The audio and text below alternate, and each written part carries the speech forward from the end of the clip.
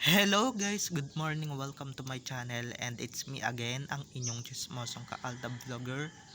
So gusto ko munang magpasalamat sa inyong lahat na walang sawang tumatangkilik, nanonood, sumusuport at sumusubaybay ng aking mga content araw-araw dito sa aking channel. So thank you so much for your love and support na binibigay, especially sa oras na nilalaan ninyo para manood dito sa channel ko. So bago tayo dumako sa ating main topic for today's video, babatiin ko muna kayo ng happy 9th anniversary sa atin. We're stronger together mga ka-ADN. And syempre sa Aldab na love team ni na Alden Richards and Main Mendoza. Happy anniversary. So more anniversaries to come, no? And guys, maki-participate na kayo sa ating pa-Twitter party for today's video. Medyo nagpahinga lang ako dahil nagba-vlog and nagtatrabaho ako, okay?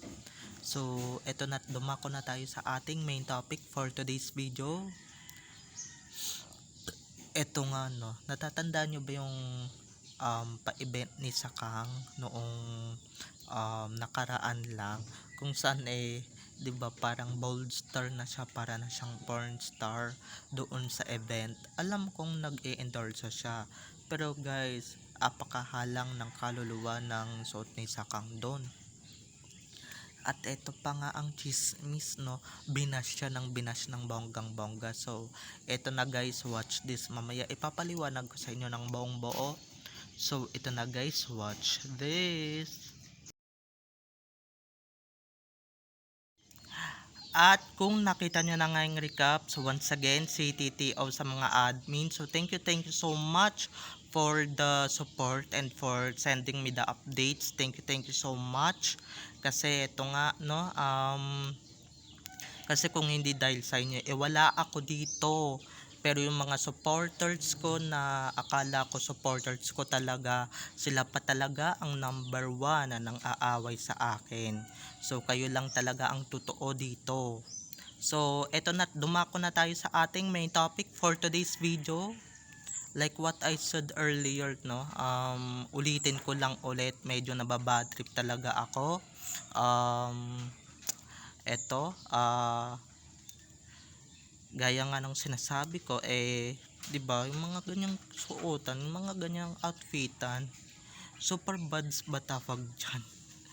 Parang hindi naman super buds tawag dyan, 'di ba? Kung kukuha kayo ng mga endorser or mga nag-e-endorse ng product ninyo, lalong lalo na Century 2 na yan, dahil kilalang brand yan at sikat, dapat yung mga matitup Oo, nandun na tayo sa mga lalaking matitipuno at isa diyan sa listahan si Alden Richards, 'di ba?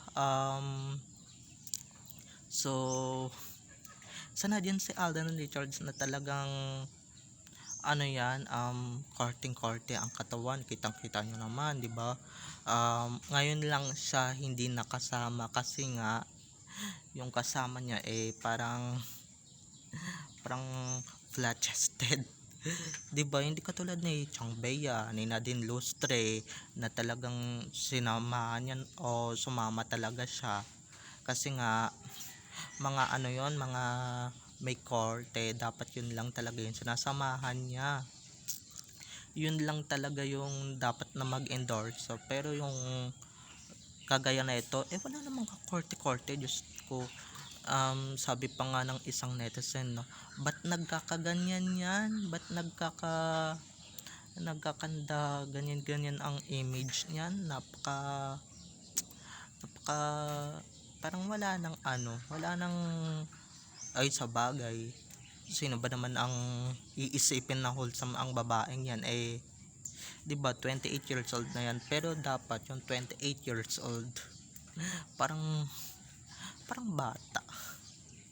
'Di ba, kung 28 years old na, dapat may korte ang katawan, may laman yung dibdib. Pero 'di ba, maraming mga nanonood doon ng mga alam ko, 'di ba, may mga lalaking nanonood doon, may mga pero tignan ninyo, may mga sisip-sip diyan na kunwari sexy, kunwari mga um mga nag-aano, hindi ba? Um, pero sa ganitong itsura, walang mag-aano diyan, yak. 'Di ba? 'Di bale ng basyon ako ng basyon ng fans na ito, wala akong pakialam or kahit sino man diyan sa tabi-tabi. Basta nagsasabi ako ng totoo na hindi sexy at flat chested yung idol ninyo. Ayaw, di nyo man tanggapin ang katotohanan, bahala kayo sa buhay ninyo. 'Di ba? Wala na akong pakialam kung i-bash nyo ako. Sa ilang years ko dito, sa 20 taon ko dito sa mundong to, marami na akong narinig na masasakit na salita, kahit na mismo sa mga, 'di ba? Ayoko na lang mag-talk dahil baka mamaya marinig niya. So, akala ninyo sa ganito mapapatino nyo ako, nek nyo, lalo lang akong magiging walang hiya, 'di ba? So, ayun nga, tanggapin ninyo kung ano ako, and syempre, 'di ba? Vlogger tayo baka inggit lang yun sa atin, 'di ba? Medyo, 'di ba, lalong lalo na yung mga nagsasalita sa akin sa Facebook ni hindi nga ako mapagtanggol, 'di ba? So, di nga ako di nga mapagsabihan yung mga nambabash sa akin pero okay lang yun, 'di ba? Iba-block ko na lang sila ng iba-block hanggang sa gumawa sila ng gumawa sa ng maraming account, hanggang pumasok sila dito sa YouTube ko, 'di ba?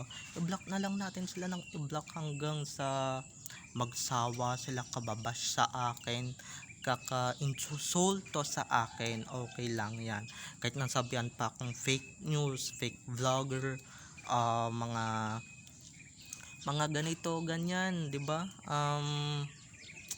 Tatanggapin ko lahat yan, kahit na labag sa loob ko, kahit na umiiyak ako, hindi man lang ako maipagtanggol ng ibang tao, 'di ba? Okay lang 'yon.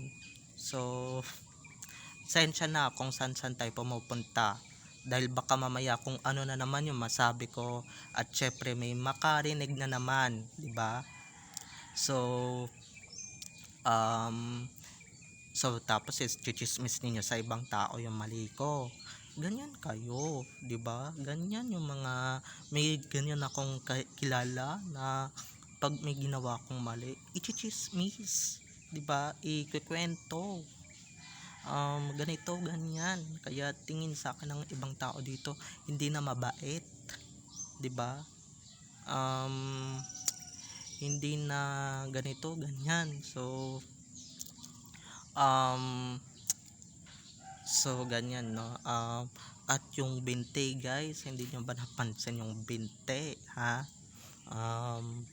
Dapat kung binte yung bukod sa sexy na, dapat yung binti din, dapat din diretso, hindi katulad ng kinuha ninyong endorser, yung sumasayaw na parang nagsasayaw lang sa isang aliwan, 'di ba, parang mga, ayoko na lang magsalita, porn star ba yon? Ganun yung word na nababagay dyan. Pero dapat kasing sexy man lang ni na Kim Domingo, ganyan yung kinukuha ninyong endorser. Pia Wurtzbach, Bea Alonso, ni Julia Barreto, ni Nadine Lustre, 'di ba, mga sexing babae yon. Pero yung ganyang babae, 'di ba? Walang ka korte, walang ka shape, 'di ba? Walang ka ano-ano, walang ka abog-abog na i-sharean or tapos kung sumayaw, parang yung isa na taga